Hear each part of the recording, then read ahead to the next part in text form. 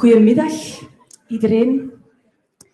Een nieuwe Soep en de Feiten vandaag, waaraan wij als Huis van de Mens voor de allereerste keer meewerken. Bedankt dus aan alle partnerorganisaties om ons bij dit project te betrekken. Voor degenen die het Huis van de Mens niet kennen, licht ik kort even toe. Wij zijn een vrijzinnig humanistische organisatie die voornamelijk zingevings- en levensvragen behandelt.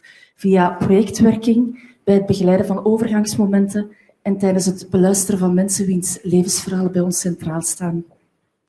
Als we het over leven hebben, stuiten we als vanzelfsprekend vaak ook op het levenseinde. En zo ontmoeten wij geregeld mensen die dat einde zelf willen kunnen bepalen, als ze daar de kans toe hebben. Het tijdstip, de manier waarop enzovoort. België voorziet sinds 2002 een wettelijk kader rond euthanasie bij fysisch en psychisch lijden. Maar volstaat of voldoet dat kader wel? Gaan we te ver in zaken het zelfbeschikkingsrecht of gaan we juist niet ver genoeg? Wij nodigen voor vandaag dokter Nitschke uit, de eerste arts die in 1996 een legale dodelijke injectie toediende aan 4 terminale zieke patiënten. Oprichter en directeur ook van Exit International, een organisatie die wereldwijd levenseinde informatie verschaft en belangen van patiënten en cliënten behartigt. Exit ontwikkelde een ruime, voor sommigen of velen ook een controversiële visie op het zelfbeschikkingsrecht. Wij zijn er dus vrij zeker van dat deze lezing voor boeiende en misschien wel noodzakelijke gesprekstof zal zorgen. Wie straks trouwens wil verder praten, kan zich richten tot Marjolein, hier in het rode hemd, van Vorming Plus, voor de nabespreking begeleid peper en zout. But first, Nitschke himself, all the way from Amsterdam, with his view on end-of-life choice and self-determination, and with his lecture, A Good Death is a Human Right. Philip, thank you. I'd like to invite you to the stage. Thank you.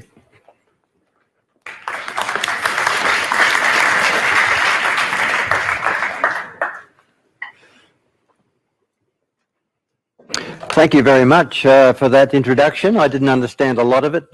My Dutch is not good. I've been in Netherlands now for nearly 5 years, and my Dutch is not good. In fact, I failed my course when I tried to learn. So I apologize for having to speak in English, and I hope people can understand mostly the things that I wish to say. I really want to try and talk about a question which is of a great concern of mine, and that is to try and redirect the thinking about end-of-life choices away from the current way it's being approached in many countries, including your own in Belgium and in the Netherlands, towards a broader concept of end-of-life choices, and that is the one that the title of the talk is, A Good Death is a Human Right. So a little bit of history, though. Let me just explain where these ideas have come from and why I think they're worthy of consideration. I'll just press this button here and hope something happens. Yes. All right. I'll just short history here. The slides have been put together in rather a rush.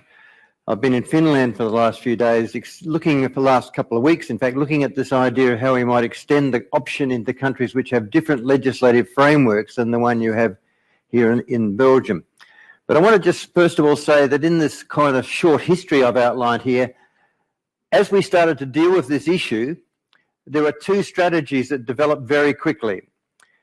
I was involved in the passage of what turned out to be the world's first legislation that allowed a doctor to give a lethal injection to a terminally ill patient. And that was in that rather uninhabited place of Australia called the Northern Territory, which is where I'm from. And it was a shock to me. I've got it up there as number 1 of the medical model there. It came in 1996. I had recently graduated as a doctor. I went back and did medicine rather late in life.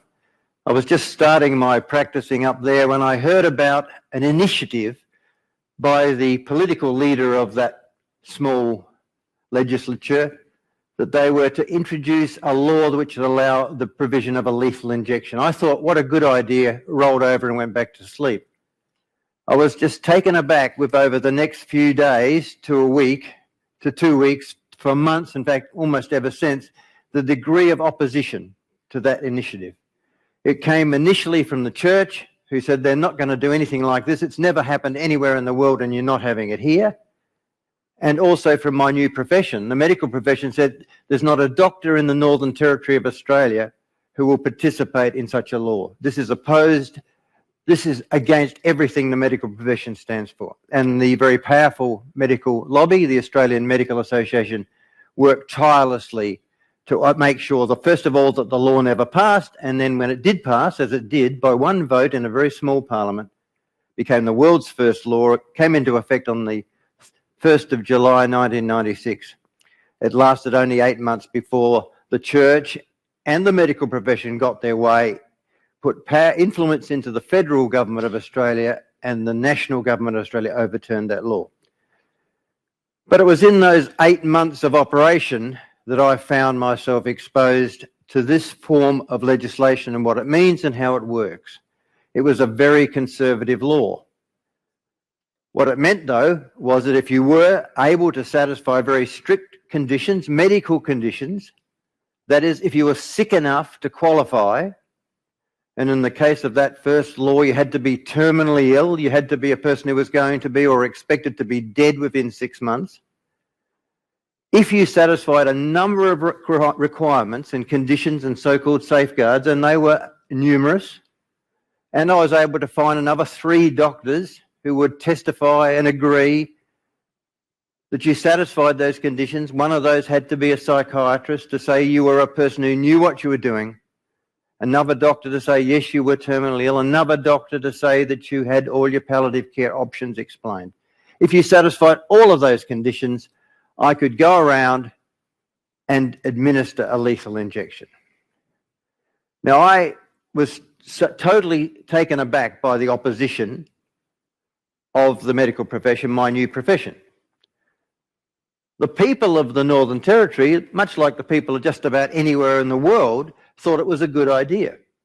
And they were surprised too. And so this battle took place until the eventual passage of the law. The medical profession said there isn't a doctor in the Territory who will participate, and I effectively became the only doctor in the Northern Territory who would participate because I thought it was a good idea. I agreed with the general public. I certainly didn't agree with the sentiments of my new profession. And so, of course, when the law did pass, the politician who was driving it said, well, that's my job done, and basically said, now it's up to you. And I found myself confronted with a new piece of legislation which hadn't been used before, and in a sense had to make it work. And that was not easy. It was one thing to be passionate about a person's right to have this option. It was another thing to put it into effect. And in fact, it turned out to be a very difficult process. The first person who wanted to use the law travelled all the way 3,000 kilometres to get to Darwin, Australia, to have his life ended. And I could not find 3 other doctors. In fact, I couldn't find one other doctor prepared to sign his papers. He was a man who was dying. You could see it at 50 metres, dying of stomach cancer. But the doctor said, no, we will not participate. I gave up. He said to me, because I'd told him he was a person that the law was designed for, a man dying of stomach cancer, a very difficult death. And he said, why didn't you warn me that this was going to happen? And I said, I didn't know it was going to happen. And he went all the way back to his home, 3,000 kilometres away in Broken Hill, Australia, and died in all the ways he didn't want to, in a hospital with numerous amounts of intervention. But it was the telling of his story that actually we started to see the first evolution of change, and the first of the doctors in the Northern Territory broke ranks and said, if it happens again, I've just seen this man. There was quite a lot of images of him on television. I said, I've just seen this man who we couldn't help. It became the subject of a documentary called Road to Nowhere, and it summed up that passage of that trip to Darwin. He said, if it happens again, tell me. So a few months later, it did happen again with what turned out to be the case of the first man in the world to receive a legal, lethal, voluntary injection, and that was Bob Dent. Dying of prostate cancer. I was living in Darwin. He said, I know we didn't have much luck last person, but do you think I might be able to use this law? And I said, I think so, because some of the doctors are changing their minds, and we got the signatures in place after a lot of effort, even finally finding a psychiatrist, and that was the hardest. And then finally, he said, all right, come around to my place on Sunday, we'll have lunch, and then I'll die. Now, that's not an easy thing to do. And as I said, I was keen on his option. I didn't particularly want to put it into effect, but of course I had to at that stage. I didn't want to sit there and give him a lethal injection. I mean, who would want to do that? So I built a machine and I said, all right, here's a machine. It had a little laptop computer. I said, it presents you with questions, very blunt questions. If you press this button, you will die. Do you wish to die? Press this button. Very clear. The reason I built the machine, people say, why'd you build that crazy sci-fi machine? Why didn't you just go around there and give him an injection? And I said, well, I didn't want to do that. I didn't want to have someone dying at the end of the needle, but it was more important than that. It got me out of that personal space. The machine allowed me to be on the other side of the room. He pressed the button on the laptop. The drugs were delivered intravenously, and he died in the arms of his wife, who was able to hold him, because she had come into that personal space where I would have been occupying if I was there giving a lethal injection. I sat there and I watched, and I realised that this was an important day. It was the world's first legal, lethal, voluntary injection. And I thought life will not be the same again. And it pretty well hasn't.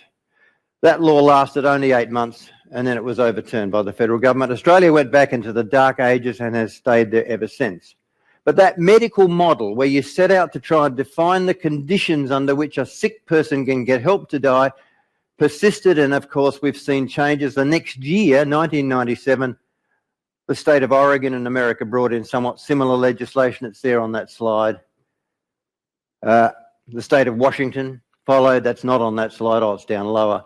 But then, of course, the laws changed in Netherlands in 2001 and, of course, in Belgium here the following year. It was all part of what we saw as a medical model, though.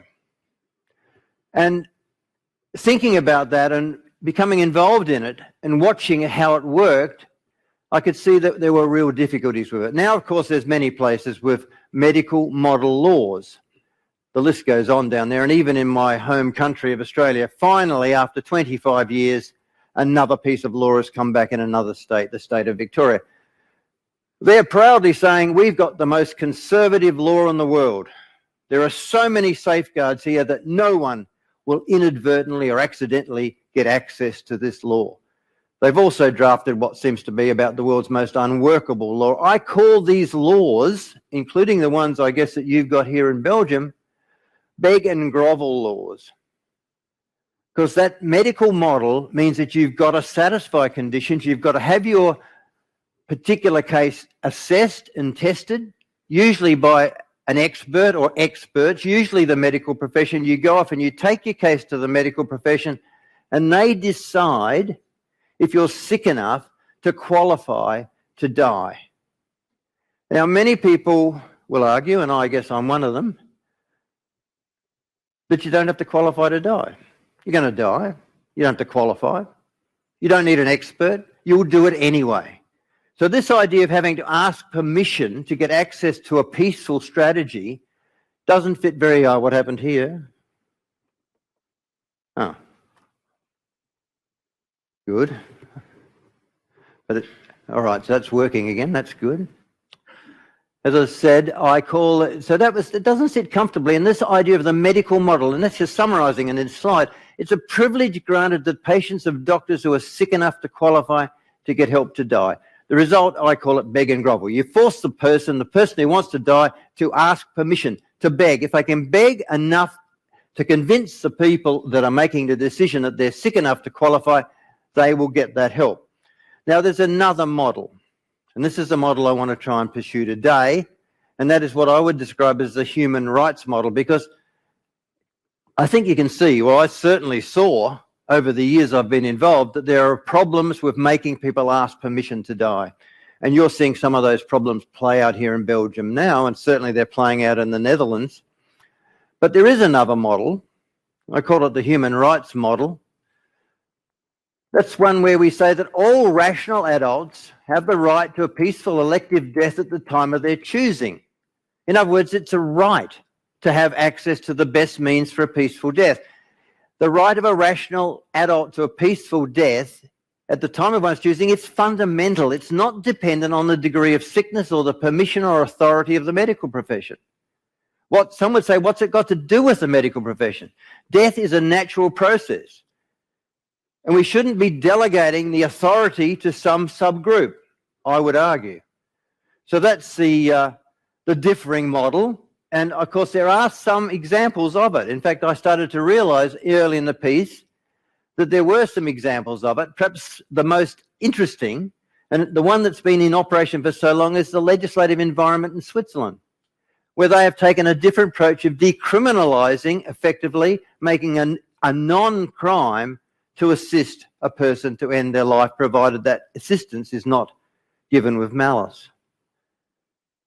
Now, after 20 years, the Dutch, where I've just come from, Amsterdam, are now also, of course, engaging in this debate again, and it's happening here too, about is there a need to extend it? Because what we've seen with these medical models is that people keep saying, well, am I sick enough? Do I have mental capacity? What if I'm becoming demented? What happens, what happens, what happens? In other words, trying to redefine the levels at which eligibility is granted. And that takes the place usually of action playing out in the courts of the countries. And there's been some very prominent cases, one here in Belgium, which I'm sure you're all aware of, and I've been watching it very closely and certainly well aware of one of the doctors involved. Know her quite well. Also the cases in the Netherlands where these issues are being challenged. Say, well, all right, if it's a privilege, why can't I have access to that privilege? The Swiss haven't done that. But the Dutch are now looking at it again in the sense that there's this idea around that people over a certain age should have access to the means for peaceful death, irrespective of their medical situation. Put it in its bluntest forms, it's tired of life legislation. Maybe people over a certain age should just be given the drugs. Then you decide what you do with them. You can take them if you want to, you can throw them away if you want to. But it's your right to have them. This idea of trying to check up and impose that is community's template of what is an eligibility criteria, doesn't fit comfortably with many people. They say, I make this decision, no one else. It's not up to you to come along and tell me when my life's not worth living. It may be for medical reasons. Maybe I'm suffering irretrievable disease or suffering which is unrelenting. But it might be a social reason. There are good social reasons that people keep coming up with and talking to me about why they want to die. Now, social reasons are not going to be accommodated by medical models. One might be, well, I'm just too old. And you can say, well, I guess if you're too old, you must have a few medical problems. And that, of course, is what's happening in the legislative models, which are quite flexible, such as here in Belgium. So if you come along with enough diseases of the elderly, they can say, well, you're suffering, so therefore you're eligible. But what if you just happen to be elderly and are not suffering? We've had a case of this just recently in Switzerland where we took a 104-year-old David Goodall across to Switzerland to die. And David was 104. In fact, they'd sort of forced him to stop working at his university when he was 102, thinking he might have an accident and fall over and be some sort of occupational health and safety claim. But nevertheless, he kept working and became famous because of the fact that he wanted to work. And then he said, I'm 104 and I want to die. So he comes to Switzerland and says, I'm 104 and want to die. Now, that's not a problem under Swiss law, although it is a problem, and I'll get into it if I've got time, but I probably won't, about why there needs to be doctors prescribing drugs. And so you need to be able to say you're sick to get the drug so you can get the Swiss option. But nevertheless, he was saying, I'm not sick. And people saying, you must be a bit sick, you're 104. And he said, don't force me to play the sick role. I'm not a sick person, and I don't see why I should have to go around to say to you, I'm sick, therefore help me. I'm a well 104-year-old, but I think I've earned this right. Haven't I earned this right? So they're a bit of a summary of those two models. As I've said, I tend to call I call them beg and grovel legislation. I mean, it sounds a bit, it's putting them down, but I have really I'm concerned about what we see as the countries around the world bringing in beg and grovel medical laws and then spend over the next decade or two having to work away at the edges to make them more acceptable. As I said, this David Goodall there, he was 104 years old but wasn't sick, but he could be accommodated by that Swiss model. He could not be accommodated unless he was prepared to say he was sick by a medical model law such as you have here. He couldn't do it. People realising this have been writing about it. This is an article that appeared in The Guardian by an eminent Dutch journalist talking about the situation in the Netherlands, very similar to what you have here in Belgium. Summing it up, My death is not my own. And the same thing can be said about the situation here in Belgium. When push comes to shove, this is a quote out of his article, the patient is not the one who decides on their euthanasia. It's the doctor who decides and no one else. And don't be under any illusion. We talk about giving people the right. You don't give people the right. You give people the right to ask the question. You do not give them the right to have this step. And that is the problem. He went on to say that the Dutch law is an utter failure. It didn't go down very well in Holland, where I guess like many people here in Belgium are quite proud of their laws. And I mean, in an international context, the laws here in Belgium and the laws in the Netherlands look very progressive for those who want to see end-of-life choices conferred. But as I said, when you bring in medical models, you start finding these models challenged. And of course, there's some situations, this is the case here in Belgium, media reports about it. The case in the Netherlands, there's a newspaper report about that last year, setting out to define whether or not the person had actually satisfied the criteria. And of course, even in Canada, which has brought in medical laws, that's being challenged in the court too. What about a person who isn't quite as sick as the list of criteria which has been identified as conferring eligibility? So a series then of legal challenges follows the introduction of medicalised legislation. And of course, as I said, let's leave. This is the case that's been playing out here in the Netherlands. Again, the same issues. Did the doctor satisfy the requirements of the Belgian law or didn't they? And of course, if you look at the subtleties of the Belgian law, you can see how, well, it depends a little bit about this, it depends a little bit about that. They're quite strict, but at the same time, they can be interpreted in different ways. And that had to play out in the courts, and that put the doctors involved under considerable stress. In the Netherlands, these are all very recent news reports, I might add, all from the last few months. There's been this increasing number of people coming along to the so-called specialist clinic in The Hague, where people can get help to die. And people are saying, why is that? Well, one of the effects of people coming to that clinic is because of these legal challenges, people, doctors in particular, are a little nervous about becoming engaged, so it's better to delegate it to some institution. And so the institution there has effectively become expert in providing people with this choice. And so there's a gravitation of people away from the idea of having a doctor come and help you to die into an expert, a centre of excellence.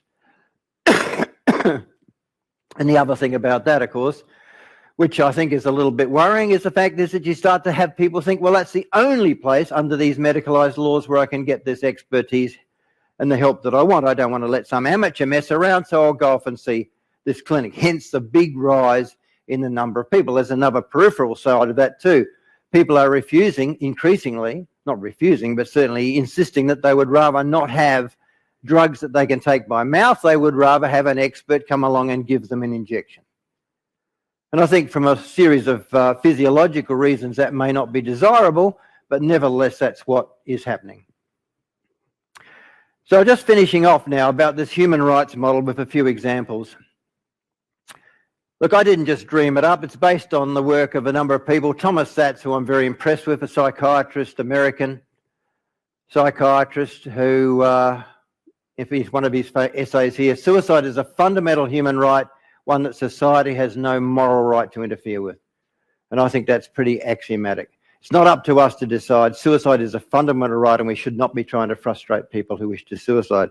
Huub Dryon, the Dutch professor and president of the Supreme Court, talked about the idea of a pill that everyone should have, a so-called Dryon pill. These are examples of a rights model, that you get the pill. The Dryon pill, it became known. He wrote about this. Everyone got worried in the Netherlands because he was the president of the court, saying everyone should have these drugs.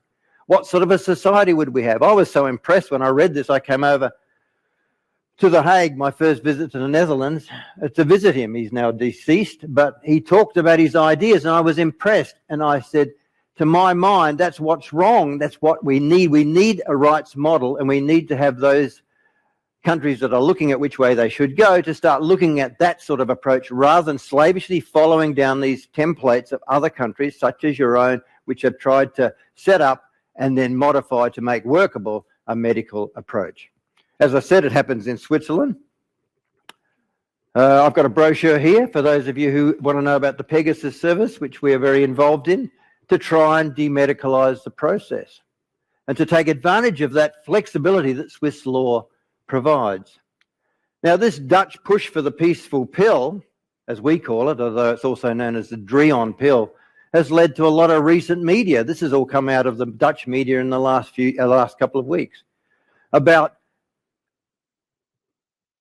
Commission sees a great need, because they've just had a commission to look into these ideas, what the people really want. Do they want some medicalised model, which means you sit around and wait till you're sick enough and then go off and present your case? Or do they want the drugs in the cupboard so that when the time comes, they go to the cupboard and make the choice themselves? Well, surprisingly, an awful lot of elderly Dutch people said that they think that people should have a Drion pill. That's hence that article. Commission sees great need for the development of a Drion pill. They call it about completed life. With a completed life, you do not want to be dependent on doctors. Again, another article about the concept of a pill. So people are seeking these drugs. They're effectively voting with their feet. People in the Netherlands are a good example. They're out trying to get hold of the drugs, even though they've got some of the world's most progressive medicalised laws. That's been met with an equal reaction from the authorities. Massive raids across France in the last month or two, and Spain, and certainly in the Netherlands. I'm sure it's happened here in Belgium, for people who try to obtain the premier end-of-life drug, Nembutal, illegally on the internet. That doesn't stop people going out there and trying to do it, though, because they want access to those drugs. And the comfort that you get, and we're telling our members at X International for a long time, no matter what your age, go out and get your own drugs, get them tested, make sure they're good, lock them away, hope you'll never need them, but you'll feel a whole lot happier when you've got that in place. And that is an example of a rights approach to this end-of-life choice issue. We've been also working on other devices, the Sarco. I see I've left my slide here. For those of you who want to have an elegant and stylish death in Switzerland, you can come along and use our 3D printed device. It doesn't require any experts. You just lie back, look at the Alps, although we've been up in Finland recently, as I said, so I guess you can look at the Northern Lights and press the button when your time is right, and you will have a peaceful and elegant death. And I'm just finishing off rapidly here, that's 3D printed, by the way. It's been on display in Venice, at the Venice Design. It's going to be totally portable, so we can tow it down here to Antwerp, and you can put it wherever you like. As I said, there's a great desire by people to have their own drugs, the so-called Middle X powder, which you've probably heard the Dutch group CLW, who came down here to Belgium to talk recently, are getting a lot of publicity about. A very available substance, if you take in the right way, will end your own life. Not restricted. Hard to get the premier drug Nembutal, but this stuff is easy to get. The premier drug, though, as I mentioned, is Nembutal, and it's been the holy grail of the business for a long time. Used to be readily available. That's an advert out of the women's magazine in the 1950s, when everybody had access to Nembutal, the sleeping tablet of the 50s. Many people, though, realised that if you took more than you needed to sleep, you died, and those people included Marilyn Monroe and Judy Garland and even Jimi Hendrix. So the quest for Nembutal goes on, but so also, my voice is giving up. Luckily, I'm getting to the end. So also does the action of the authorities. That's from last couple of weeks ago. Spanish police raids trying to stop people having access to this drug. So I'll finish by that. So what is wrong with a society where people have access to these drugs? I would argue that's a healthier society which gives people effective choice. Thank you. Oh, and our conference coming up in Dublin. So if anyone's interested in the development of better technologies for end-of-life choice, please come to Dublin. Okay, thanks, Philip. Thanks, Philip. We have 15 minutes for a Q&A. Okay, dus good. 15 minuten Yes. voor vragen. Graag in het Engels. Als het niet in het Engels kan, dan ga ik vertaler van dienst proberen te zijn. Dus steek gerust je hand op als er vragen zijn. Ja, kom altijd langs met de microfoon, hè.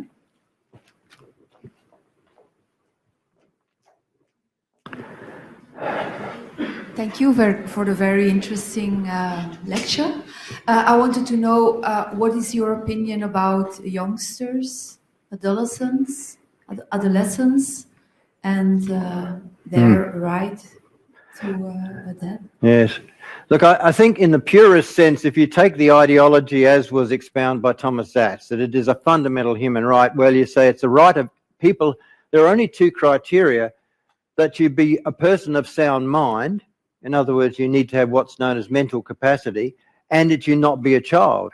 In other words, that you know about the permanence of death. And I guess that happens at some stage where you stop being a child and you realise that death is a permanent step.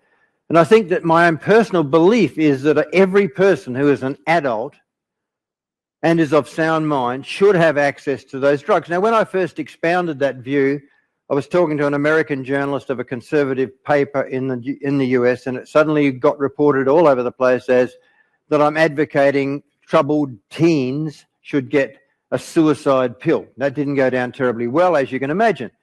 And in fact, as an organisation, our organisation has more or less said, look, this is such a difficult area. It's all very well saying you've got an ideological position for that. And I just say, well, fair enough. Why are we so troubled? We're quite happy to give 18-year-olds guns and tell them to go over to Iraq and kill people. But as soon as they say they want to kill themselves, we get terribly troubled by it.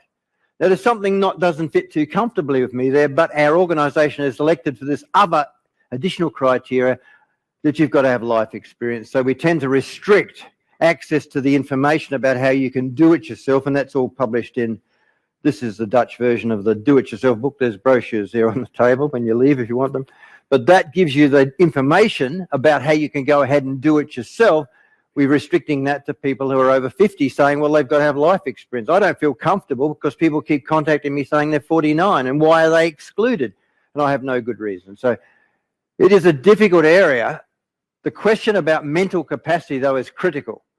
And a lot of the work that we do is trying to work out better ways of assessing whether people know what they're doing. Is it some temporary state? Is it momentary lapse of capacity? And why should we try to say that because you might misuse this information, no one should have the information? And I think that's an unhealthy society. So there's no easy answer to that question. Nog vragen? Okay.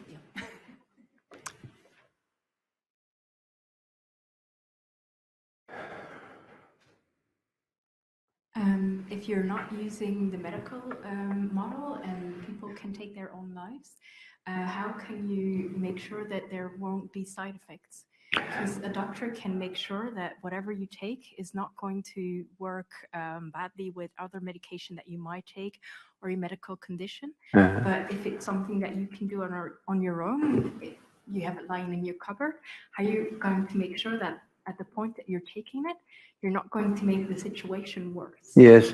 I mean, these, in a sense, these are almost technical issues. How do you ensure that the drugs that you've acquired are going to work in the various and altered physiological situation that you might find yourself? Look, these problems are not insurmountable. I mean, it's all very well saying it's too difficult and I want the doctor to make a decision, but that doesn't always work either. So generally speaking, though, there is some pretty good guidelines. There are things that pretty well always work. Now, you can say in medicine, never say always, never say never. There's always exceptions to everything. But the fact still remains that if you get the right drug and if you get it tested to know that it's pure, then you're very likely to have that peaceful death. And, of course, the archetype is your 15 grams of sodium pentobarbital, which is what you're using here. It's what people in Switzerland, which we're using in Switzerland. And people don't, it doesn't fail. I know it can fail, but it doesn't fail. So the fact is that if you tell people about what exact drug, now it's only when we have such enthusiastic activity on the part of law enforcement officials, which are running all over the place in Europe, confiscating these drugs after they've heard or met intelligence on the internet that these have been purchased illegally, people have got the drugs taken away from themselves that they start to opt for second best options. And I would suggest that some of the so-called Middle X powder that's getting such publicity in the Netherlands right now is an example of a second best powder. So that issue about how does one make sure you've got the best drug so that you don't have to worry about the questions that you've suggested is certainly a concern. And I think our approach to that is to just make sure that people get the best intelligence. We get emails every day from all over the world about how access can be obtained to these issues, and we keep this information being published so people can do it. And of course, the other thing is testing. Make sure that you get anything that you're planning to use tested, and that can be done very accurately, luckily, because of the Spanish unusual law which allows the possession of sodium pentobarbital to be legal in Spain. So they can run laboratories there, and they do, to test. Nog vragen? Kan ook in het Nederlands eventueel. Ik zal proberen te vertalen als het nodig is. Stilte. Eenmaal. Ja.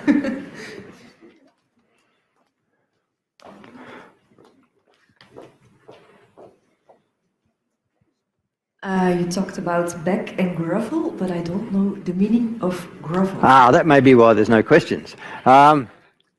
Grovel, beg and grovel is an English expression about bowing. No one bow and scrape. You're sort of obsequious. You beg. You put yourself down and say, please, please, from someone who's got power. And it's that deferential position of the authority of which we confer to the medical profession, who will then sit in judgment on you. My challenge to this law and this concept came up when I met a woman not long after our law in Australia was overturned called Lisette Nagot, a French woman who was a retired academic, who told me, she said, I've got drugs, I just don't know whether they're going to work. Can you answer my questions? I'm going to die in 4 years' time. And I said, why 4 years' time? What sort of a disease is this with such a clear trajectory? She said, oh, I'm not sick, she said, but in 4 years' time I will be 80. And 80 is the time to die. And I thought, oh, yes. People say all sorts of things. But every time I went back to Perth, where she now lived or did live then, and had a meeting, she'd be there. She said, hurry up and answer my questions. It was 3 years, 2 years. Hurry up, she said, I've only got a year. I'll answer my questions about my drugs. And I said, for goodness sake, because I still at that stage believed that this was something only for the sick. I said, for goodness sake, Lisette, you're not sick.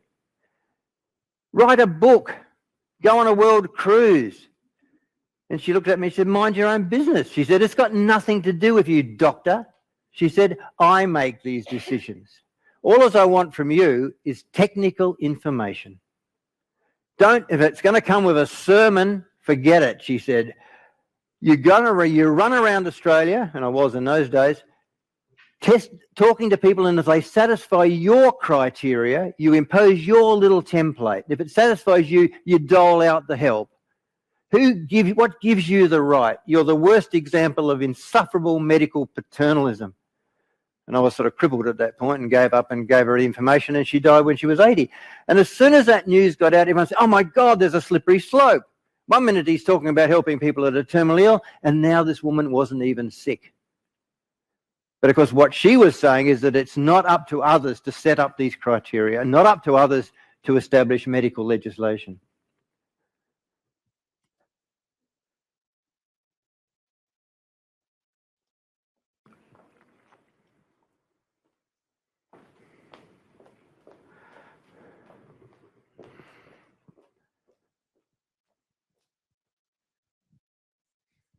Hello.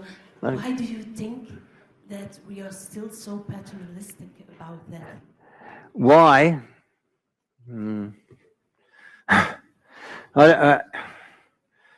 don't. Look, it's hard one to know why we are. Why it's hard to know why there is such enthusiasm to delegate the authority for making that decision. And I almost see that as part of this idea that we expect people to look after us from cradle to grave, and now even at the grave stage, we want someone to come along and do it to us. So there's not that much interest in us taking authority and taking control, and that worries me. And it worries me when I was talking to people in Leven's clinic in The Hague, when they were saying, yes, more people now are wanting injections rather than just having the drugs. And I said, why? What's going on? And they said, well, they weren't sure. They said, we think it's because there's a feeling that it's more reliable. Perhaps that's true, perhaps. But also because it gives the impression that you are the doctors doing something to you, and people can say, at the end, I've just let my final stage on this planet be guided by another expert. So why we've been able to, or so keen on delegating this most fundamental step in our lives to others other than ourselves, I'm a little unsure of. I mean, I do not myself, and I will not be sitting around trying to find some expert to be with me. I want to know that I've got control. And interestingly, after the survey that was just finished at the end of January in the Netherlands, it turns out that there's an awful lot of Dutch people, and I suspect it's exactly the same here, who have exactly the same sentiment, that they want absolute control. And that means, of course, that there needs to be some form of either legislative change which stops it being a crime to possess these drugs and to get them tested. You can't even get these drugs tested in the Netherlands. You have to send them off to Spain. Anyway, I don't have an easy answer to that question. I don't know why our society is doing this or going down this path, but what we are seeing around the world is a spate of medical model laws, and they each try to become more conservative than the last. The Australian one, they say it's the world's most conservative, something like 100 safeguards you've got to satisfy. You're just about dead before you satisfy the requirements to get help to die. And you've got to be just about dead to qualify. I mean, the whole thing has become a bizarre, macabre nightmare. Tijd voor een laatste vraag? Ja? Okay. Last question. Oh, okay. I'm wondering, the next step is that like suicide will be separated from euthanasie, and more, that it's more, and that it also will be more in a legal way, so that people don't have to go to the railway and jump from a bridge, but that they can go to a clinic. Is that the next step now? Because it's a discussion going on. Yes, I think it is.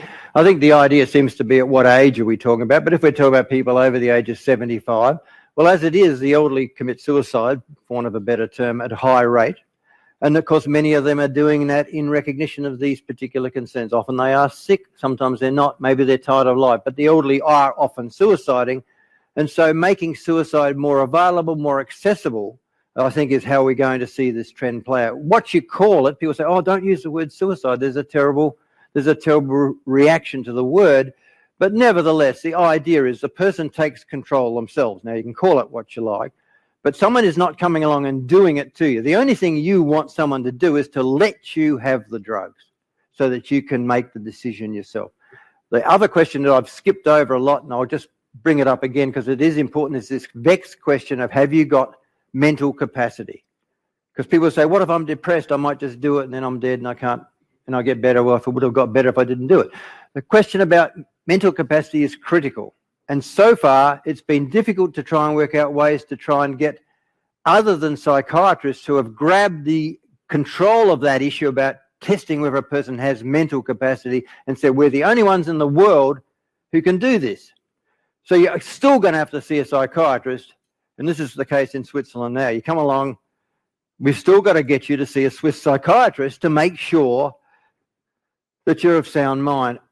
Our organisation is doing all we can to develop an artificial intelligence test of mental capacity. You go type, type, type, type, type. The machine interrogates you, the computer checks you and says you have mental capacity. And I think ultimately that might be a whole lot better than leaving it to the vagaries and particular prejudices of the psychiatric profession. The idea of the artificial intelligence doing it is so, in the use of the Sarco, that glamorous machine I showed you a picture of, you will go tap, tap, tap, and that will give you a code which allows the Sarco to operate for 24 hours. So that's the way I see death moving in the future. There's going to be a lot of changes because of the introduction of new technologies, and in some ways it will be an exciting time.